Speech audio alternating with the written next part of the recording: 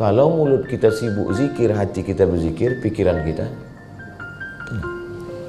Itulah makna ayat ala bidzikrillahi tatmainnul qulub. Orang tarekat Naqsyabandiyah wajib satu hari 5.000 zikir wajib.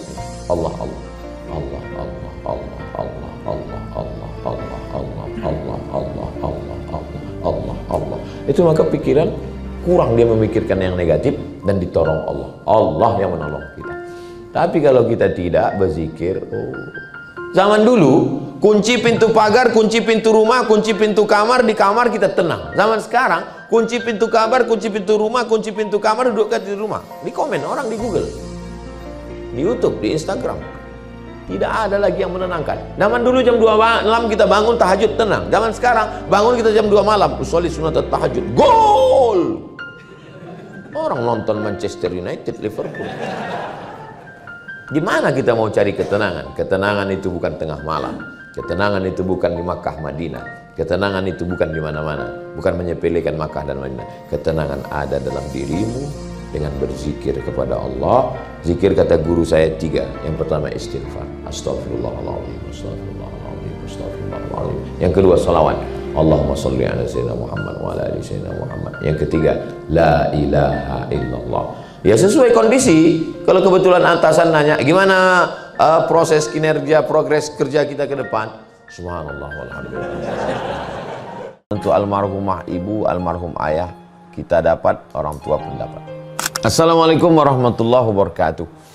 Bapak ibu abang kakak adik sahabat jamaah dimanapun berada, ma'akal tafa'afnaita, makanan yang dimakan berubah menjadi kolesterol, diabetes, jantung, gula, dan lain sebagainya. Wa malabista fa'ablaita, yang dibelikan ke pakaian, busuk, lapu, ketinggalan zaman. Wa mata saddaqta fa'amdaita, yang diwakafkan, disedekahkan, itulah yang akan kekal abadi. Rumah besar hanya menjadi kenangan, lapuk, berlumut, tumbang, tinggal. Ada kelas yang dipakai para penghafal Quran, itulah yang kekal abadi, mengalir pahalanya untuk kita. Hadiahkan untuk almarhumah ibu, almarhum ayah, kita dapat, orang tua pun dapat. Satu lantainya 4 kelas, totalnya 16 kelas, tempat santri belajar. Yang sekarang santri belajar di asrama. Asrama bisa dibuat kelas, tapi nanti pindahkan ke kelas semua. Mari kita support pembangunan, kirimkan semen, batu bata, kerikil, pasir, besi, dan lainnya melalui rekening BSI 767 7777 227. Sekali lagi 767 7777 227 atas nama Yayasan Pendidikan Hajah Rohana.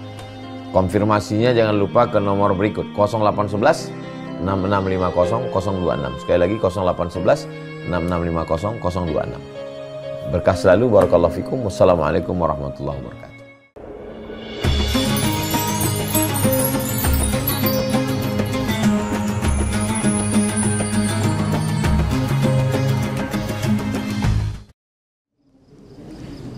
Assalamualaikum warahmatullahi wabarakatuh. Waalaikumsalam.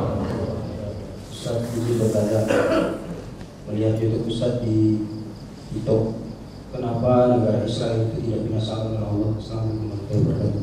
Waalaikumsalam. Wa ila 'adin akhahum huda, Nabi Hud diutus kepada kaum Ad, hancur Ad, enggak ada lagi.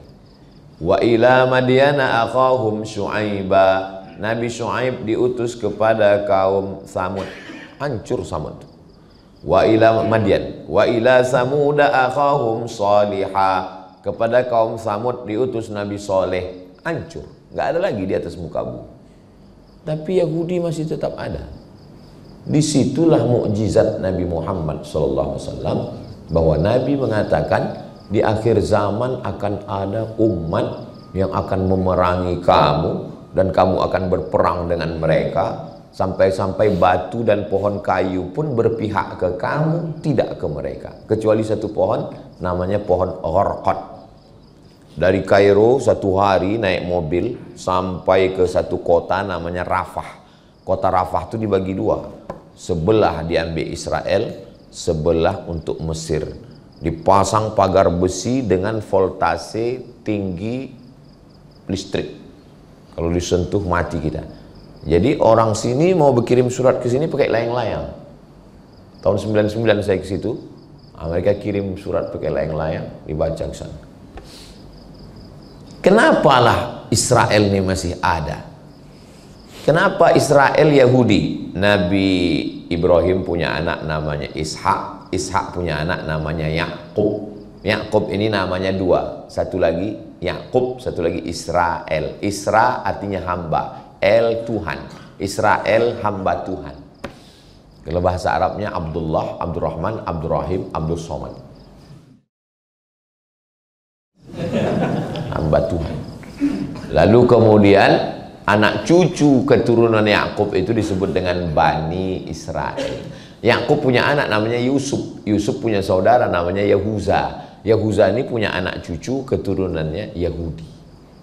Itu beda Yahudi dengan Israel. Jadi semua Yahudi Israel, tapi tidak semua Israel Yahudi. Karena tidak semua keturunan Yahuza. Kenapa mereka ini masih ada zaman sekarang? Jadi saya dulu zaman kuliah, kita kan selalu berpikir, kok ada mereka nih? Saya tanyalah ke Syekh Muhammad Jibril, guru besar tafsir Al-Azhar, Profesor Dr. Syekh Muhammad Jibril. Syekh, kaum Samud habis, kaum Madian habis, kaum habis. Kenapa kaum ini disisakan Allah sekarang? Syekh Muhammad Jibril tersenyum. Kata dia, kalau Israel dihancurkan Allah juga, apalah tiket kau masuk surga? Oh, rupanya itu disisakan Allah untuk kita rupanya. Makanya kalau punya pasukan bala tentara, kirimkanlah ke sana untuk menghantam Israel. Tentara Palestina yang sudah dijajah sejak 1946. 1946 mulai Israel itu masuk mencomot Palestina itu. 1945 kita merdeka, 1946 mereka terjajah. Sampai sekarang 2024, duit tak ada, di embargo, susah. Tapi tentaranya masih ada, tetap berjuang. Nggak mati-mati tentara itu. Tentara Israel begitu tertangkap oleh Hamas, ditarik, dibuka bajunya, pakai pampers. Kencing-kencing mereka menghadapi Palestina itu. Kenapa? Karena orang kita berjuang untuk mati. Orang kita kalau sudah berjuang itu niatnya mati syahid. Iskariman, hidup mulia, au mut syahidan, atau mati syahid. Mereka berjuang karena gaji, karena dolar. Makanya kalau sudah ditempatkan, kamu pasukan ke depan besok melawan Palestina, langsung orang itu ke supermarket beli pampers. Kenapa ini masih disisakan Allah SWT? Untuk menengok mana yang pejuang, mana yang pecundang. Bisa juga untuk baju kaos. Buat gambar Masjidil Aqsa besar, bawah. Untuk melihat mana yang pejuang, mana yang pecundang. Jangankan berjuang ke Palestina, masalah memboikot aja masih diejek-ejek orang. Jangankan orang biasa, ustadz pun masih makan produk-produk. Kita mesti melawan Israel, menolong Palestina, takbir, Allahu Akbar. Selesai acara, ustadz yang melawan tuh makan donat buatan Israel di airport. Datang Ustadz Tengku Zulkarnain. Tadi Bapak Ustadz bilang kita melawan Israel, itu kan produk Israel, kenapa dimakan? Setiap rupiah yang kita beli itu akan mengirim, beli senjata untuk membunuh saudara kita. Kenapa produk ini masih Bapak makan? Apa kata dia? Ini adalah Israel, mesti kita selesaikan.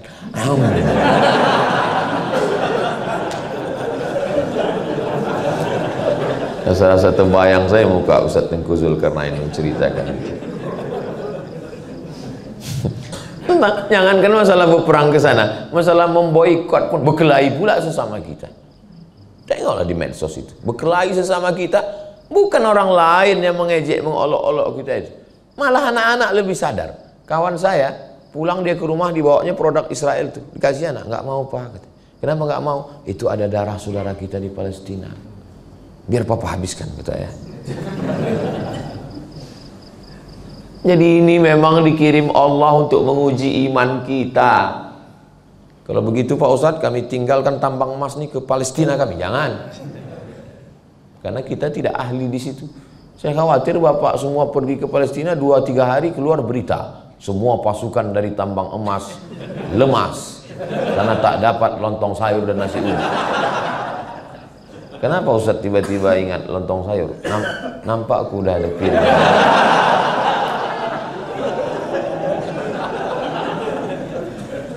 Kalau Tuhan main gasing, jangan dibawa ke kota Makkah. Kalau sudah nampak aku piring, hilang pula materi ceramah. Itu maka aku pancing dengan pertanyaan. Ini bahan udah hilang semua. Saudara yang dimuliakan Allah, am hasibtum an tadkhulul jannah, kalian sangka kalian masuk surga? Walamma ya'lamillahu alladhina jahadu, Allah mau menengok siapa yang berjihad. Wa ya'lamas sabirin, siapa yang sabar dalam perjuangan.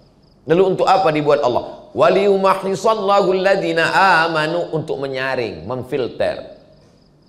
Waliyumahhisallahu alladhina amanu, mana yang beriman. Wa yamhaqal kafirin, mana yang kafir. Ini kita ini sekarang di tempat ujian. Aku nggak tahan Pak Ustadz, hidup ini banyak kali ujiannya. Yang namanya banyak ujian itu hidup. Kalau banyak cucian laundry. Ini tempat ujian. Maka siapa yang mengeluh, banyak kali ujian. Sama macam orang masuk ruang SNMPTN, seleksi nasional masuk perguruan tinggi negeri. Lalu ngeluh dia, banyak kali pertanyaannya. Ya ini kan tempat ujian, kau salah masuk sini. Kalau kau nggak mau ujian, keluar kau dari sini. Masuk kemana? Masuk ke liang kubur. Di liang kubur pun masih ada audiens. Audiensi, marrabbuka. Siapa Tuhan? Ar-rahah fil jannah.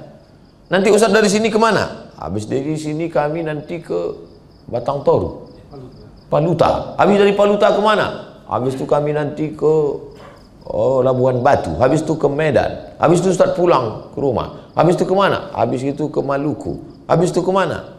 Habis itu ke Malaysia Desember. Habis dari Malaysia kemana? Ke Jakarta.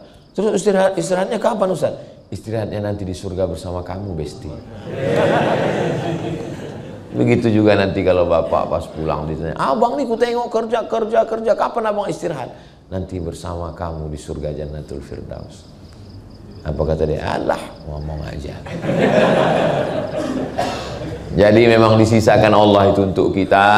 Kalau sanggup dengan nyawa, tak sanggup dengan nyawa, dengan harta, kirimkan apa yang kita bisa bantu. Ini musim dingin, turun salju di Palestina. Mereka saudara kita itu perlu selimut. Kirimkan untuk selimut, untuk rumah. Kirim ke lembaga yang resmi, Basnas, Badan Amil Zakat Nasional. Kami pernah menggalang dana. Saya tidak mau ikut acara manapun kecuali dengan Basnas, karena itu lembaga negara sampai ke sana. Pas penggalangan dana, malam solidaritas Palestina di halaman Masjid An-Nur.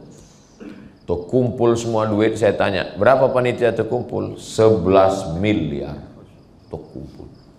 Padahal kalau pengajian-pengajian biasa paling 25 juta, 20 juta. Disitulah nampak pedulinya kita dengan Palestina. Tapi banyak juga yang teriaknya kuat, Allahu Akbar. Pas keluar duit 2.000. Pas ditanya, kok kuat kali takbir? Kita Pak Ustadz kadang lemah di sini, kuat di sini. Jadi juga lah ada semangatnya. Mau dia bertakbir, jadilah itu. Nah, jadi ini memang sengaja ini. Jadi puncaknya nanti 5 syaratnya, mereka sedang menunggu namanya Mesiah. Mesiah itu kalau bahasa Arabnya Al-Masih. Mereka menunggu Al-Masih. Kenapa disebut Al-Masih? Karena kalau disentuhnya orang lumpuh berdiri, disentuhnya orang mati tegak. Masih artinya menyentuh. Masahayam sahu, masih menyentuh. Sentuhnya orang lumpuh sehat. Disentuhnya orang Al-Masih. Mereka sedang menunggu Al-Masih itu. Al-Masih Isa Pak Ustaz. Al-Masih yang asli namanya Al-Masih Isa. Al-Masih yang KW namanya Al-Masih Dajjal. Dajjal itu KW. Makanya kalau ada ibu-ibu pakai gelang emas tapi palsu, itu namanya emas KW, emas Dajjal. Emas yang asli itu di Martabe. Sampai mana tadi? Lupa pula.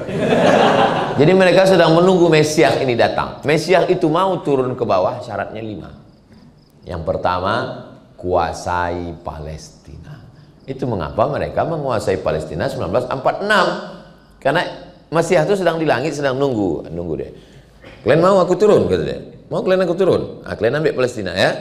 Itu maka mereka ambil Palestina. 5 juta Yahudi dari seluruh dunia sudah pulang ke Palestina. 5 juta orang itu sekarang. 5 jutanya dia, bukan banyak, 5 juta. Kita hampir 300 juta. Andai serentak kita terkencing bersama, pipanya kita arahkan ke sana. Mati orang itu tenggelam. Apalagi kencing dari kita ini dahsyat, jengkol sama petai. Baru kena anginnya aja pingsan. Pertama, kuasai Palestina, syarat kalau mau turun. Yang kedua, buat Palestina itu berdarah bayi, bunuh. Itu maka anak-anak bayi. Dulu tentara Israel itu kalau nengok perempuan Palestina hamil jalan, taruhan mereka berdua. Taruhan. Itu bayi dalam kandungan itu laki-laki apa perempuan? Yang satu bilang laki-laki, yang satu bilang perempuan. Tangkapnya, cobeknya, pup, keluarkan bayi. Yang bercerita itu guru kami dari Makkah Al-Mukarramah. Begitulah sadisnya tentara Israel.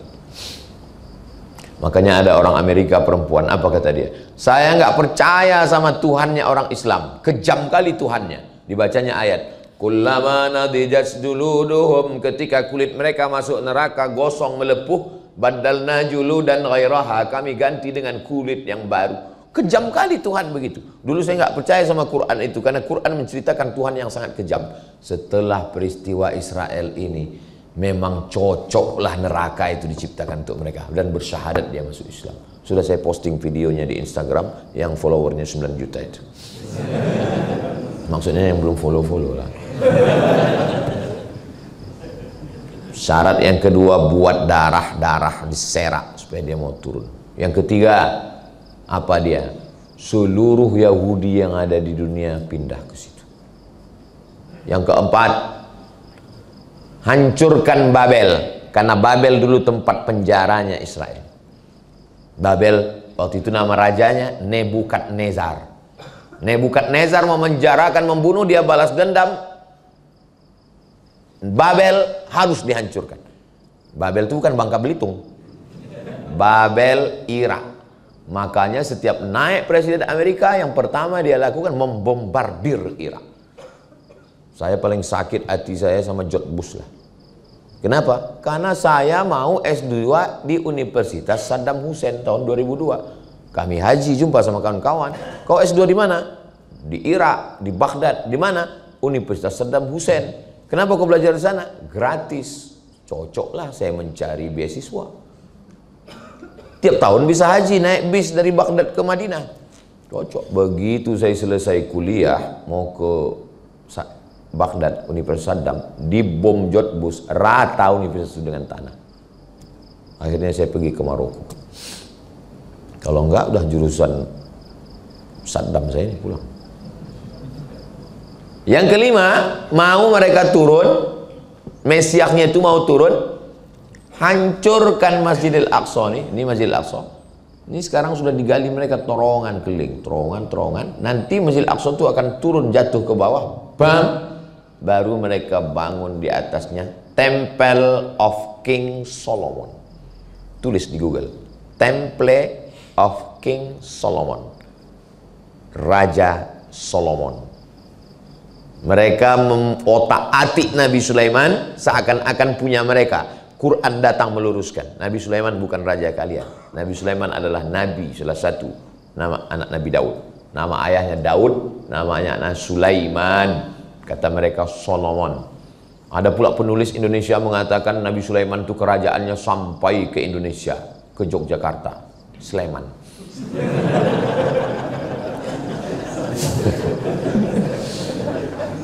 Saudaraku yang dimuliakan Allah SWT, itulah kenapa menjawab pertanyaan kenapa mereka mengambil Palestina, kenapa anak-anak berdarah di Palestina, kenapa mereka ingin meruntuhkan Masjidil Aqsa. Jawabannya karena mereka sedang menunggu Mesiah. Mereka membangun negara itu berdasarkan mitos. Datanglah orang komunis dari Prancis, namanya Roger Jaroudi. Masuk Islam, ditulisnya buku Yahudi mendirikan negara berdasarkan mitos. Ditangkap, dia dimasukkan ke dalam penjara karena dianggap Yahudi itu gila. Ada satu jenderal Yahudi itu namanya Moshe Dayan. Coba tulis di YouTube, Google Moshe Dayan. Jenderal Moshe Dayan, matanya buta sebelah. Moshe Dayan. Ketika berdiri negara Israel, lalu panglima perangnya namanya Moshe Dayan, mereka kirim pakar mumi. Mumi yang ada filmnya itu, Mummy Return. Mumi. Jangan anak manggil bini mumi. Mumi, mumi. Mumi itu artinya mayat Fir'aun. Dikirimlah pakar mumi ke Mesir menjumpai presiden siapa namanya Bang Iqbal? Setelah Gamal Abdul Nasir, Anwar Sadat. Anwar Sadat, ini mumi Fir'aun ini terjadi kerusakan pada kulitnya, nanti membusuk, harus diobati. Dibawalah mumi ini dari Mesir ke Prancis. Sampai di Prancis, masukkan ke ruangan. Rupanya akal-akalan Yahudi itu aja. Sampai di situ dibuka orang tuh, ditinju si Moshe Dayan tuh. Kau yang udah mengusir nenek moyangku dulu, katanya. Ada bukunya di rumah. Kan gila itu. 3000 tahun yang lalu dendamnya nggak hilang-hilang sampai sekarang. Kalau kita orang di Nusantara ini dendam paling 7 turunan. Aku dendam kali 7 turunan. 7 turunan nggak sampai 3000 tahun. 50, 50, 50, 50, 50, 50, 50, 350 nya. Yahudi sampai 3000 tahun. Saya sekedar penasaran aja. Enggaklah pula saya mau meninju Fir'aun. Sampai saya ke Mesir, pergi ke samping Sungai Nil, ada di situ namanya Tahrir Square. Di situ ada museum. Naik. Where is Fir'aun? Di mana Fir'aun? Rupanya Fir'aun itu walaupun sudah mati, tempatnya di paling atas. Naiklah kami ke atas tangga. Sampai ke atas, pas mau masuk ke kamar Fir'aun itu bergetar jantung kita. Tiketnya mahal.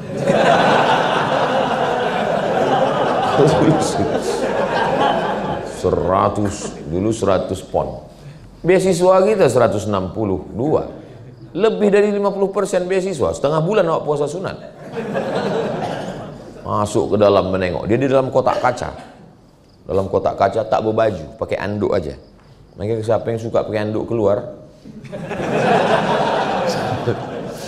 Saya tengok dekat-dekat gini. Ini kaca saya tengok, saya perhatikan hidung.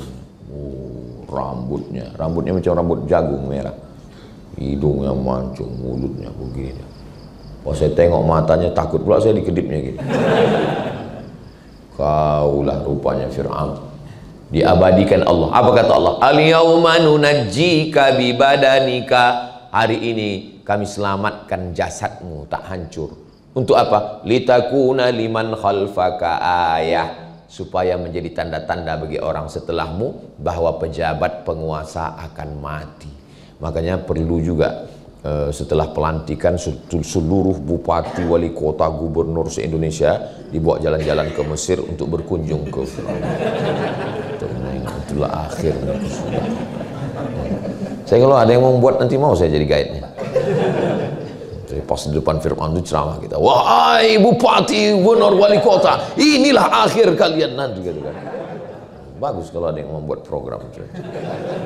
Saudaraku yang dimuliakan Allah Subhanahu wa taala. Berakhir, bukan main gagahnya dia mengejar Nabi Musa, dikejarnya Nabi Musa. Lalu sampai ke Laut Merah itu dipukulkan Nabi Musa, tongkat itu terbelah Laut Merah. Nabi Musa pun lewat.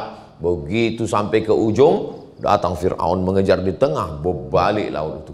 Pus, tenggelam, habis. Matinya sangat menyakitkan Fir'aun itu. Matinya macam mana? Tersedak air garam tengah laut. Kalau mau tahu rasanya mati Fir'aun, nanti balik dari sini ambil garam, masuk, habis itu sedak. Begitulah sakitnya Fir'aun. Kan mumi itu banyak. Mumi. Kenapa pakar ahli yakin bahwa mumi itulah yang Ramses II yang mengejar Fir'aun itu? Kenapa? Setelah digali, dibuka paru-parunya, ada garam di dalam. Paru-paru kita ini nggak akan bisa mungkin masuk air. Karena setiap masuk, makanya waktu sedang minum nggak boleh ngomong. Itulah aku bilang, masuk kan? Batuk. Kenapa batuk? Karena begitu air masuk ke dalam, kita langsung otomatis menolak. Paru-paru hanya masuk udara. Ada dua saluran. Saluran air, saluran udara. Maka saluran udara ini kalau diisi air, dia akan keluar dengan sendiri. Tapi di dalam paru-paru Fir'aun garam. Kenapa? Masuk air garam itu ke tempat nafas, itulah mati yang paling menyakitkan. Waktu tenggelam dia apa kata dia? Amantu bi Rabbi Musa wa Harun. Aku percaya kepada Tuhan yang disembah Musa dan Harun. Pintu taubat sudah tertutup. Mampuslah kau Fir'aun. Neraka jahanam tempat Fir'aun. Inna Fir'auna wa Hamana wa junudahuma kanu khati'in. Fir'aun, Haman dan tentaranya. 3. Fir'aun, Haman. Haman adalah orang cerdas, penasehat yang selalu menasehati Fir'aun untuk jahat. 3. Haman. Fir'aun, wa Haman, wa junudahuma, dan pasukan bala tentaranya. 3 ini kena. Nah, hari berganti, musim berubah, pertarungan masih tetap berlanjut. Sampai kapan? Sampai akhir dunia. Dan mudah-mudahan kita, anak cucu kita istiqomah semuanya, insya Allah.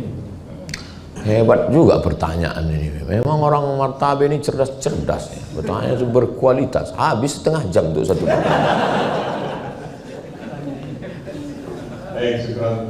Dari Ahmad boleh? Boleh. Baik, dari Ahmad saya bacakan Ustaz. Pak Ustaz, bagaimana cara kita sebagai manusia untuk membuat hati kita tenang ketika berhadapan dengan lingkungan yang membuat kita tidak nyaman? Dikarenakan ada orang yang pilih, tetapi dia juga mengajak orang lain untuk tidak menyukai kita. Bagaimana tanggapannya Pak Ustaz? Letaknya tenang itu di mana? Bukan di mata, bukan di tangan, bukan di kaki, bukan di mulut. Letaknya tenang itu adalah di hati. Berdegup, berdetak, 2 jari bawah sebelah kiri. Kalau masih berdegup, alhamdulillah. Kalau tak berdegup, kasih tahu pimpinan, kain kapan udah siap. Disitulah letak ketenangan itu. Lalu siapa yang menurunkan ketenangan itu? Apa yang dicari orang-orang kaya, pejabat-pejabat, artis-artis di kota metropolitan, kota besar? Makin besar kota, makin hebat. Apa yang dicari? Yang dicari ketenangan. Masuk ke diskotik, masuk ke nightclub, dugem. Orang dugem itu yang mau dicarinya ketenangan. Dugem itu artinya duduk sambil gemetar.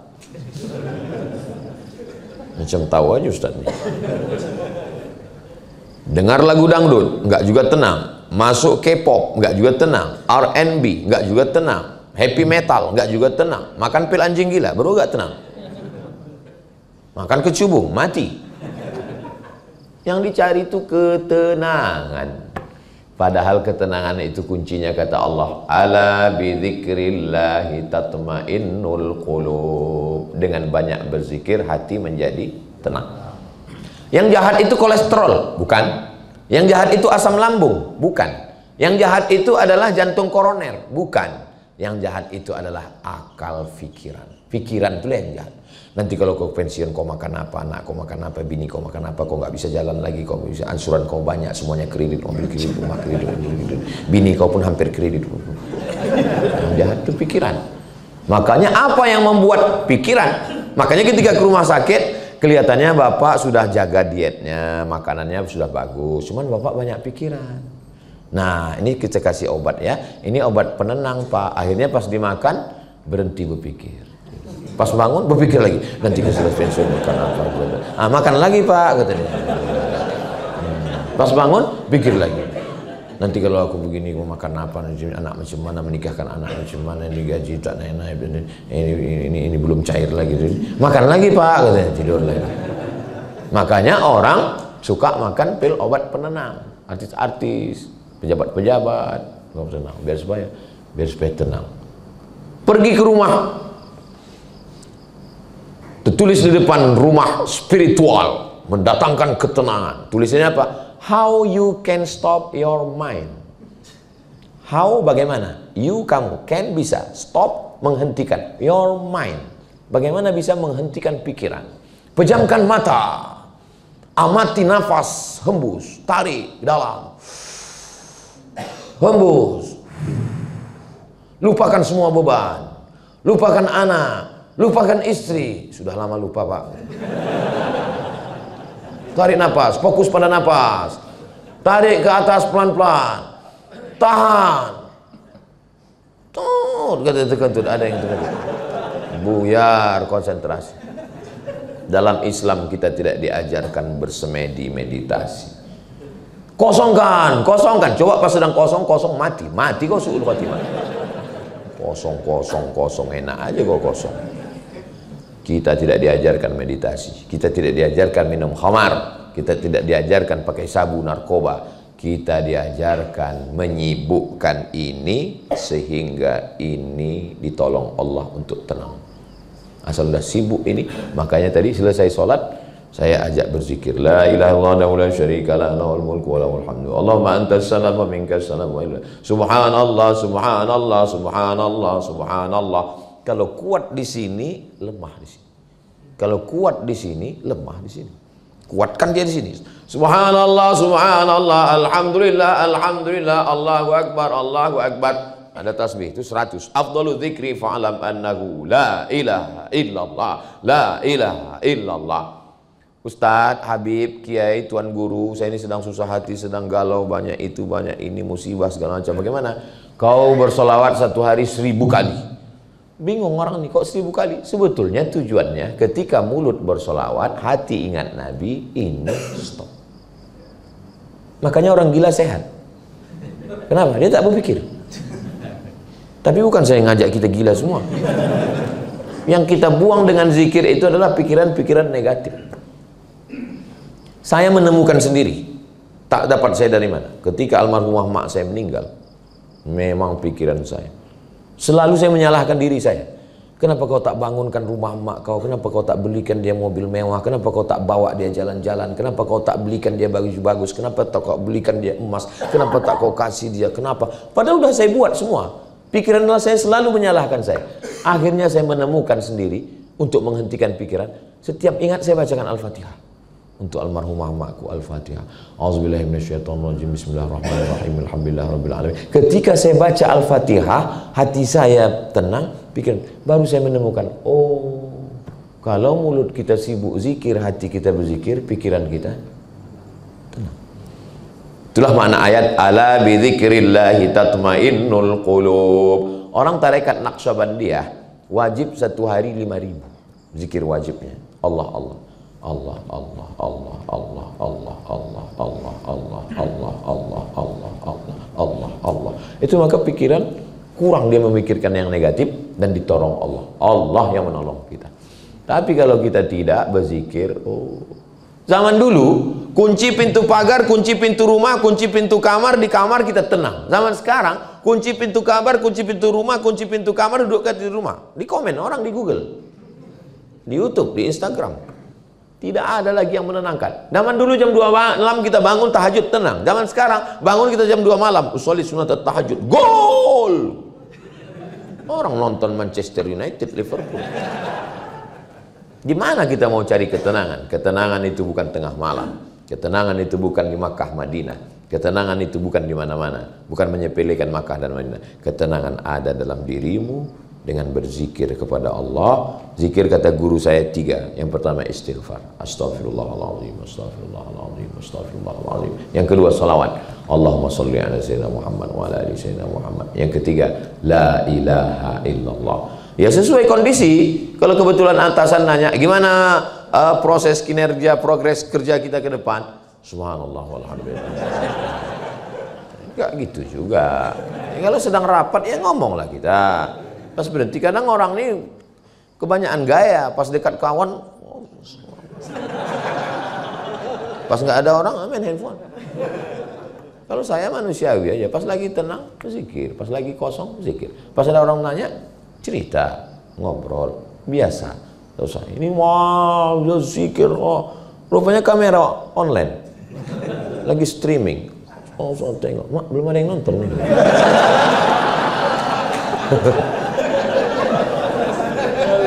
Nah, jadi zikir tak usah banyak-banyak, istighfar, selawat, la ilaha illallah. Istighfar, sholawat, la ilaha illallah. Wallahu a'lam. Izin Ustaz, satu lagi Ustaz, dari awal. Ustaz, bagaimana peranan muslimah dalam bekerja di Maktabi menjadi dakwah dan berkah dan sekalian dapat jodoh?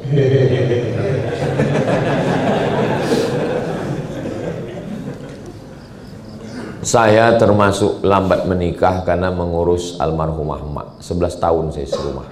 2008 pulang kuliah, 2019 dia meninggal. 11 tahun saya urus. Jadi kalau masalah ngurus sama orang tua, tanyalah sama saya. Jadi kalau sudah ada orang mau, kita mau, tak usah tunda-tunda nikah. Tak usah terlalu banyak berteori. Saya dulu berteori, saya tanya tetangga saya, kawan, gimana Pak kita tahu bahwa orang itu jodoh kita? Kata dia, asal kita tengok bergetar itu jodoh kita. Lama kurun dong, asal tengok perempuan bergetar.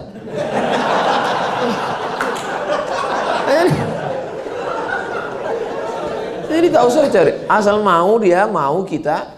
Nikah itu kesepakatan, tak usah terlalu banyak-banyak berteori. Cerita yang pahit-pahit dulu. Bang, aku ini kerja di Martabe. Jadi kau mesti ikut aku atau aku ikut kau. Nah, jadi jangan, Pak Ustadz Somad, saya sekarang ini bingung ini. Kata suami saya ikut dia di kota tempat dia kerja, sementara saya bekerja di tempat kota saya. Kau sebelum nikah dulu ada kenalan kan? Iya, ta'aruf Pak Ustadz. Terus apa yang kalian bahas? Mie ayam, lontong sayur.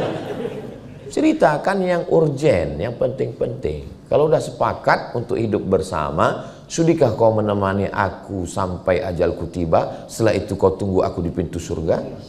Kalau katanya yes, I do. Udah langsung aja. Kalian yang lajang-lajang, yang laki-laki, jangan kalian datang ke rumah perempuan itu. Kalian bawa pimpinan.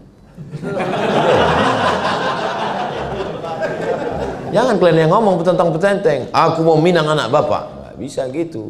Orang tua itu dia mau ngomong sama orang tua. Atau kalian cari Ustadz Iqbal Soki, Pulungan, Ustadz kita bawa. Jangan kalian bawa saya. Kalau saya kalian bawa, saya yang diterima orang tuh. Malah pede kali Ustadznya. Nah, selama di tempat bekerja, aslinya perempuan itu tak boleh bekerja. Perempuan itu di rumah. Tapi boleh bekerja dengan syarat dan ketentuan berlaku. Syaratnya apa? Menutup aurat, berhijab. Baju jangan sempit. Karena laki-laki ini tak bisa menengok perempuan baju sempit. Error dia langsung. Jadi pakai baju longgar, pakai hijab. Yang kedua, jangan pakai parfum berlebih-lebihan. Karena terciumnya bau aroma semerbak, rusak juga otaknya. Jadi laki-laki ini otaknya itu rentan. Nengok, rusak. Tercium, rusak. Tapi bukan berarti perempuan disuruh bau bawang, bukan. Ya, parfum secukupnya untuk menghilangkan bau ketiak, bau masam. Jangan sampai dipakai di sana, imam tuh lupa ayat sampai tutup. Wala ana abidum ma'abadtum, tak dapatnya simpang lakum dinukum waliyadu. Yang ketiga, la yakhluwanna rajulun, jangan berdua-duaan satu ruangan. Ruang sempit bekerja. Berawal dari curhat, witing trisno, jalaran suko kulino.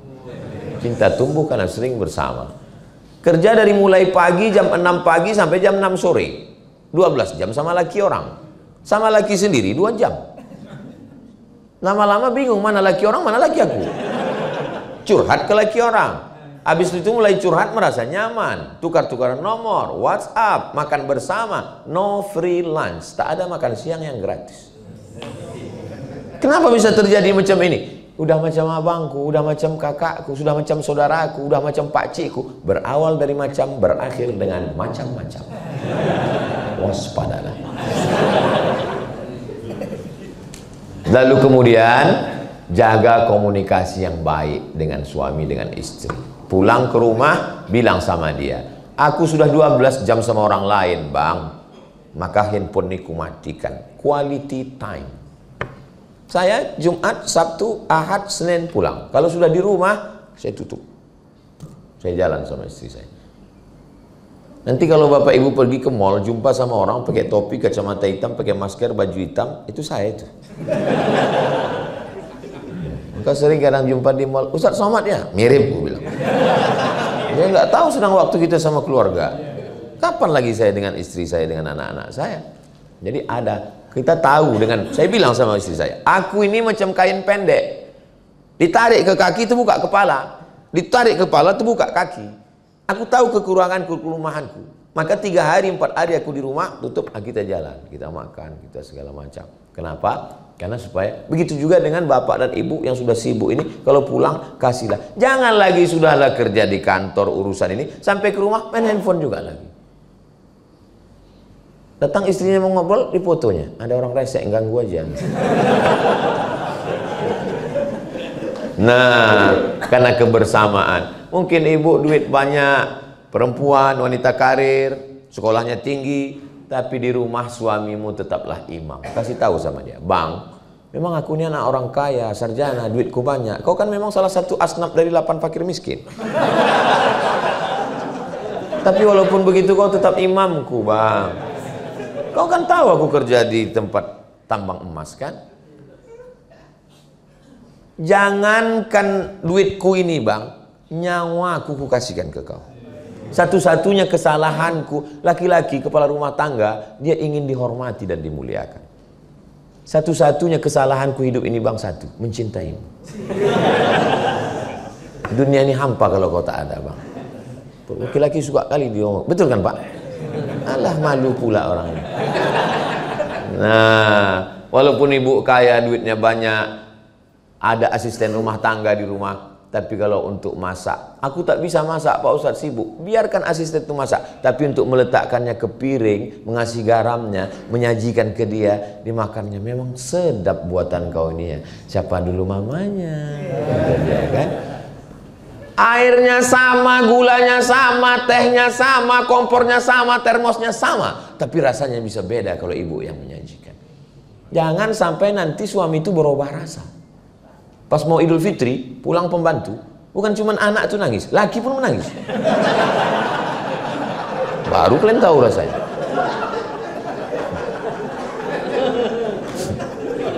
Berapa banyak sekarang laki-laki berselingkuh karena istri terlalu kaya, terlalu hebat, terlalu kuat. Kenapa? Karena laki-laki kalau sudah dilemahkan, psikologisnya terganggu. Senapang angin pun tak hidup. Pas ditanya, ditangkap sama polisi, kenapa kau berselingkuh? Saya lebih tertarik dengan pembantu saya daripada istri saya. Kenapa? Psikologisnya terganggu. Makanya kalian perempuan yang berkarir yang hebat, muliakan suami kalian. Bilangkan, kaulah imam. Kalau tak ada kau, aku tak bisa sembahyang, bang. Itu tidak bohong. Memang kalau tak ada imam, cuma mau sholat. Muliakan dia, besarkan hatinya, hebatkan dia.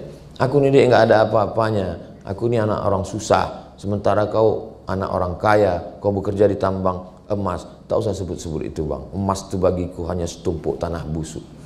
Kau lah yang paling mulia. Nah, gitu. Kau lah pangeran kodokku, bang.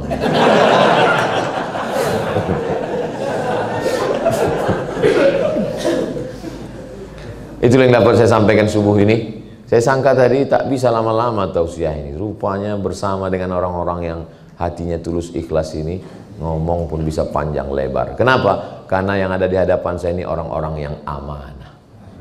Amanah itu A-nya akidah, M-nya adalah mujahadah. Ustaz kok tahu? Itu ada tulisannya. Di akhir majelis mari kita sama berdoa, mudah-mudahan kita istiqomah. Keluarga kita sakinah mawaddah warahmah. Anak-anak kita soleh dan solihah. Akhirnya kita masih bersama, masuk surga bersama Rasulullah. A'udzubillahi minasyaitonirrajim. Bismillahirrahmanirrahim. Alhamdulillahirabbil alamin. Wassalatu wassalamu ala asyrafil anbiya'i wal mursalin wa ala alihi wa sahbihi ajma'in.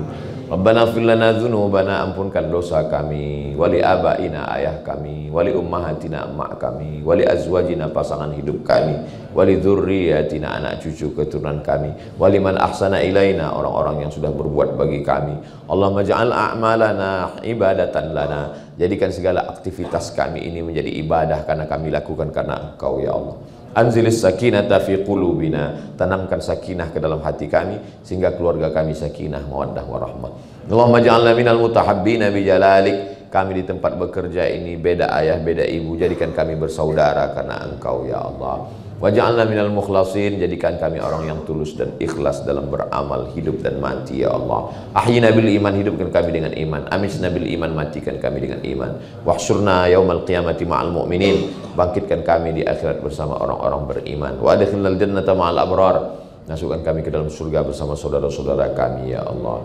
Rabbana atina fid dunya hasanah wa fil akhirati hasanah wa qina adzabannar. Wa sallallahu ala sayyidina Muhammad wa ala alihi wasallam walhamdulillahi rabbil alamin. Taqabbalallahu minkum minna minkum taqabbal ya karim. Usolli sunnatal isyraq pakai rakaataini lillahi ta'ala. Saya salat sunat isyraq 2 rakaat lillahi ta'ala. Terima kasih, mohon maaf saya tutup dengan pantun penutup menangkap puyuh di Bukit Selasih. Thank you dan terima kasih. Assalamualaikum warahmatullahi wabarakatuh.